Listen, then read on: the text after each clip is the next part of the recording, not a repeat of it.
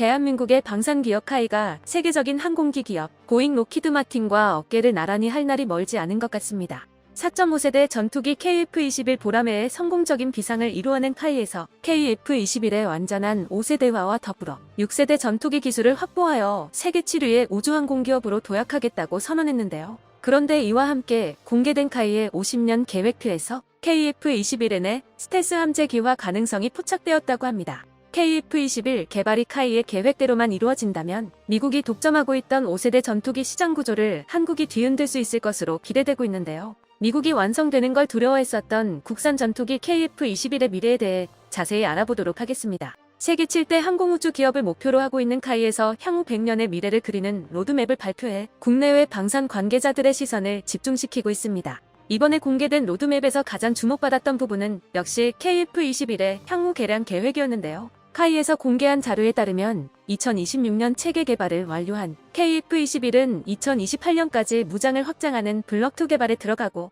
이후 2029년부터 2033년까지 블록3로 성능 개량을 진행하며 완전한 스텔스 성능을 위한 내부 무장창 설계, 센서 내장화 기술을 확보하고 5세대 전투기의 핵심 기술인 데이터 융합 기술과 무인기와 합동 교전을 위한 지향성 고속 데이터 링크를 개발하여 KF-21 블록3 양산에 들어갈 예정입니다. 그런데 카이의 대략적인 연구 개발 스케줄이 공개되면서 한 가지 의문이 제기되었는데요. 대한민국의 국산 함재기 KF-21N 개발은 저중 어느 시점에 포함되어 있냐는 것이죠. 지난 2월 대한민국의 중형 항모의 함재기가 돼 KF-21N의 국내 독자 개발이 가능하다는 연구 결과가 발표됐었는데요. 국방과학기술진흥연구소에서 수행한 함탑재용 전투기 국내 연구개발 방안 연구 용역을 수행한 결과 개발과 양산을 포함하여 4조 1천억 원의 예산을 투입한다면 10년 반 만에 전력화가 충분히 가능하다는 결론이 나왔습니다. 개발에 1조 8천억 원, 양산에 2조 3천억 원이 들고 개발 기간은 8년 6개월, 개발 완료 이후 해군 시험 비행 기간을 2년으로 잡아 전력화까지는 10년 6개월이 걸릴 것으로 예상되고 있습니다.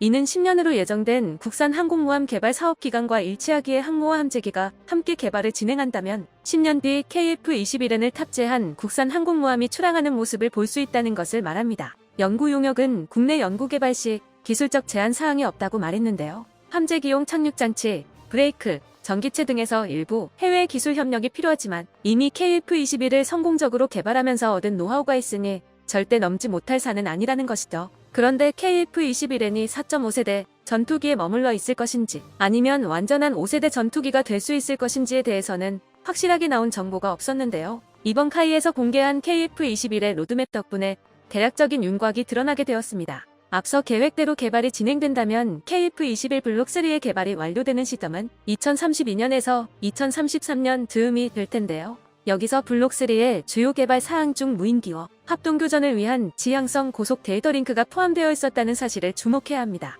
무인기와의 합동교전 능력은 KF-21N이 필수적으로 갖추어야 할 기술로 여겨지고 있었고 개발 과정에서 포함될 예정이었습니다. 지상 레이더 기지 지원을 받을 수 있는 KF-21과 달리 본토와 떨어진 해상에서 중국의 막대한 항공 전력과 교전해야 하는 KF-21N은 반드시 유무인 복합 전투 능력을 갖출 필요가 있습니다. 그런데 멈티의 핵심 기술 중 하나인 지향성 고속 데이터 링크 기술 개발 및 탑재가 블록3에 포함되어 있다는 것은 스케줄표대로라면 KF-21N의 개발이 블록3 개량 이후에 이루어진다는 것을 의미하는데요. 그렇다면 KF-21N 역시 완전한 5세대 전투기가 될 블록3의 사양으로 개발된다고 보는 것이 타당하겠죠. 카이의 로드맵이 정확하다면 KF-21N은 내부 무장창과 내장형 안테나가 포함된 온전한 스텔스 성능을 갖춘 5세대 함재기로 탄생하게 될 것으로 예상되고 있습니다. 그런데 카이의 야심찬 계획이 현실화된다면 가장 난감한 곳은 바로 미국인데요. 지금도 미국이 5세대 전투기 시장을 거의 독점하고 있는 데다가 5세대 함재기 부분에서는 미국의 F-35B를 대체할 수 있는 전투기가 아예 없는 상황입니다. 하지만 4.5세대에 그칠 것으로 예상되었던 KF-21N이 블록3에 기반하여 제작되어 5세대 스텔스 함재기가 되어버린다면 우습게 보던 한국에서 F-35B의 강력한 경쟁자가 탄생하게 돼버리는 것인데요.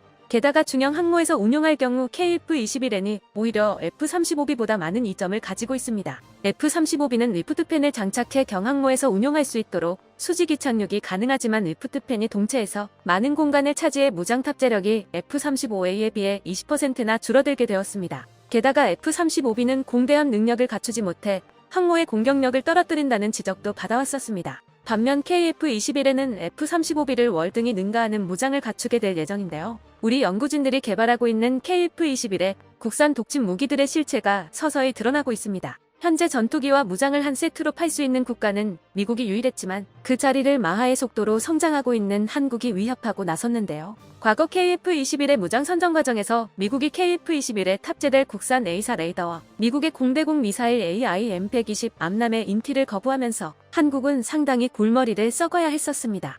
이는 명백히 미국의 방산 영향력에서 벗어나려는 한국에 대한 미국의 경고였는데요. 그러나 KF-21이 보여준 가능성에 오히려 유럽 방산 기업들이 접근해오기 시작했었습니다. 범유럽 미사일 제조기업인 MBDA에서 KF-21의 새로운 공대공 미사일로 미티어 미사일을 제안해온 것이었죠. 현존하는 비가시거리 공대공 미사일 중 최강이라 평가받고 있는 미티어 미사일은 덕피드 램제트 기술을 탑재하여 400km에 달하는 사거리에 일반적인 고체 추진 미사일의 3배가 넘는 마하사의 속도를 자랑합니다. 여기에 미국의 단거리 공대공 미사일 AIM-9 사이드와인더 대신 독일에서 제안한 더 뛰어난 성능의 아이리스-T 미사일을 채택하면서 전부 유럽제 미사일로 교체하게 되었습니다. 유럽 방산 기업들이 먼저 한국에 손을 내미는 예상치 못한 사태에 당황한 미국에서도 미사일 인티를 허가해주면서 KF-21은 한국, 미국, 영국, 독일의 무장이 모두 탑재 가능하다는 세계 방산사를 뒤져보아도 유례없는 무장 옵션을 갖춘 전투기가 되었습니다. 세계 최고의 공대공 미사일들만 골라 쓸 수 있게 된 KF-21이지만 공중뿐만 아니라 지상과 바다 역시 완벽하게 제압하는 전천후 멀티롤 전투기를 목표로 하고 있기에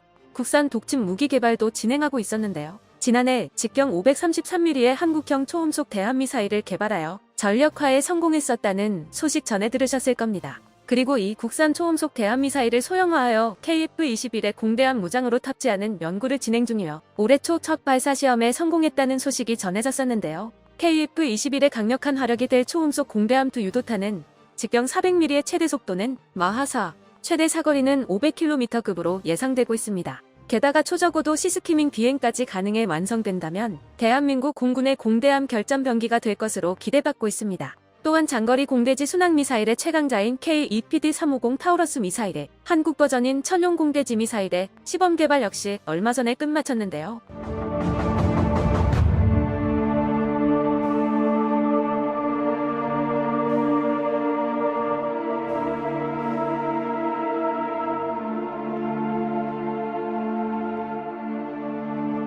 500km에 달하는 사정거리를 가진 타우러스 미사일은 1500m 상공에서 발사 후 30m 수준까지 하강하여 초저고도 비행을 하다가 목표 지점에서 3000m 상공까지 급상승한 후 수직 낙하하면서 관통력을 극대화하는데요. 6m 두께의 철근 콘크리트도 가볍게 관통할 수 있는 벙커버스터 미사일로 북한의 핵심 군사시설을 타격할 킬체인의 핵심 무기 중 하나입니다. 이러한 타우러스 미사일을 국산화하여 KF-21은 물론이고 FA-50에까지 탑재할 수 있도록 소형화할 예정인데요. 한국형 타우러스 순항미사일은 자세한 스펙은 공개되지 않았지만 최소 타우러스 이상의 성능을 목표로 개발이 진행되고 있습니다. 타우러스와 천룡의 가장 차별화되는 요소는 천룡 미사일에는 스텔스 설계와 스텔스 도료가 적용된다는 것입니다. 그렇지 않아도 초저고도로 비행하는 미사일은 탐지하기 어려운데 스텔스 기술까지 적용된다면 절대 막을 수 없는 KF-21의 독침 무기가 될 것으로 기대받고 있는데요. 그런데 한국에서 한국형 타우러스 미사일을 개발하게 된 배경에도 미국의 갑질이 있었습니다.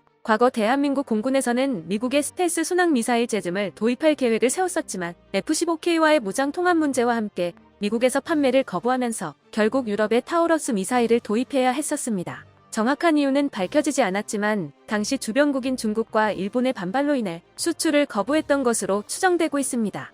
그리고 이렇게 타우러스를 도입하면서 2차 사업으로 기술 이전을 받아 한국형 타우러스 천룡 공대지 미사일의 개발이 시작되었습니다. 2021년 탐색 개발을 마친 천룡 미사일은 본격적인 체계 개발에 들어가 2028년 개발이 완료될 예정으로 향후 양산될 KF-21 블록3와 KF-21에는 아시아 최강급의 순항미사일이 탑재될 예정입니다. 오랫동안 미국은 한국 방산을 자신들의 통제하에 두려고 수많은 갑질을 저질러 왔었습니다. 선진국 중에서 한국만큼 방산 지출 비율이 높은 국가도 없었기에 미국의 입장에서는 절대 놓칠 수 없는 시장이었기 때문이죠. 하지만 누르면 누를수록 더 튀어오르려고 하는 용수철 같은 한국은 미국이 주지 않으려던 기술까지 우리 손으로 만들어내며 독보적이었던 미국 방산의 자리를 위협하고 있습니다. 미국의 텃세에도 자주국방을 이루어낼 수 있도록 피땀을 흘려온 방산 역군들에게 박수를 보내며 국산 미사일을 달고 5세대 전투기로 완성된 KF-21이 날아오를 날을 고대해봅니다.